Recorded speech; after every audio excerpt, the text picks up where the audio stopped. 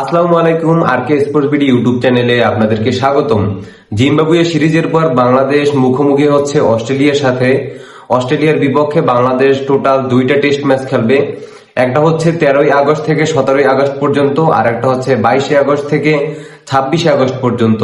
আর এই ম্যাচ দুইটি বাংলাদেশ অস্ট্রেলিয়া গিয়ে খেলবে, মানে হচ্ছে অস্ট্রেলিয়ার মাটিতেই এই টেস্ট ম্যাচ দুটি অনুষ্ঠিত হবে। তো বাংলাদেশ নিজেদের মাটিতে কিন্তু অস্ট্রেলিয়াকে হারাইছিল, ওটা হচ্ছে ওডিআইতে, কিন্তু টি-20তে কিন্তু বাংলাদেশ হোয়াইটওয়াশ খাইছিল। তো এখন দেখার বেলা হচ্ছে অস্ট্রেলিয়ার বিপক্ষে বাংলাদেশ পারে কিনা। তো আপনারা অনেকেই দেখছেন যে বাংলাদেশ ওডিআইতে কিন্তু একদম বাজে পারফরমেন্স করছে জিম্বাবুয়ের বিপক্ষে, আর টি-20তেও কিন্তু একদম হেরে হেরেও জিতে গেছে, এরকম একটা অবস্থা। আমি বলবো বাংলাদেশ কিন্তু ভালোই খেলে, বাংলাদেশের যে প্লেয়ার গুলো আছে ওরা কিন্তু মোটামুটি ভালোই খেলে, কিন্তু মেইন হচ্ছে গিয়ে কনফিডেন্স। বাংলাদেশ যে আদার্স কান্ট্রিতে গিয়ে যে সময় খেলে ওই সময় কিন্তু তাদের নিজেদের যে কনফিডেন্সটা ওইটা ধইরা রাখতে পারে না। যেরকম আপনারা দেখলেন যে জিম্বাবুয়ের মাটিতে গিয়ে কিন্তু জিম্বাবুয়ের সাথে বাংলাদেশ ওডিআই সিরিজটা জিততে পারে নাই। আমার কথা থাকবে যে অস্ট্রেলিয়ার বিপক্ষে যে বাংলাদেশ টেস্ট ম্যাচ গুলো খেলবে ওই জায়গায় হচ্ছে বাংলাদেশ উইকেটের প্রতি ফোকাস দিতে হবে, যে যেন কন্টিনিউ নিজেদের উইকেট গুলো ধরে রাখতে পারে। বাংলাদেশের বোলিং লাইন আপ নিয়ে কথা বলার দরকার নাই, বিকজ বাংলাদেশের বোলিং লাইন আপটা কিন্তু খুবই ভালো আছে। দেখা যায় নাহিদ রানা, তাসকিন আহমেদ বা মুস্তাফিজুর রহমান, শরীফুল ইসলাম।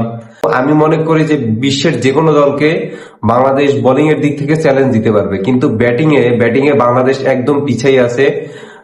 জিম্বাবুয়ের মতো একটা দলের সাথেও ব্যাটিং লাইন আপে যে এত বাজে পারফরমেন্স করবে, বাংলাদেশি একজন সাপোর্টার হিসেবে বা বাংলাদেশি একজন ক্রিকেট প্রেমী হিসেবে এটা একদমই আশা করার মতো না। আগে জিম্বাবুয়ে অনেক ভালো খেলতো, কিন্তু বর্তমানে জিম্বাবুয়ের সময়টা খারাপ যাচ্ছে। কিন্তু এই সময়টা এসেও যে বাংলাদেশ জিম্বাবুয়ের সাথে পারবে না মোটেও আশা করা যায় না।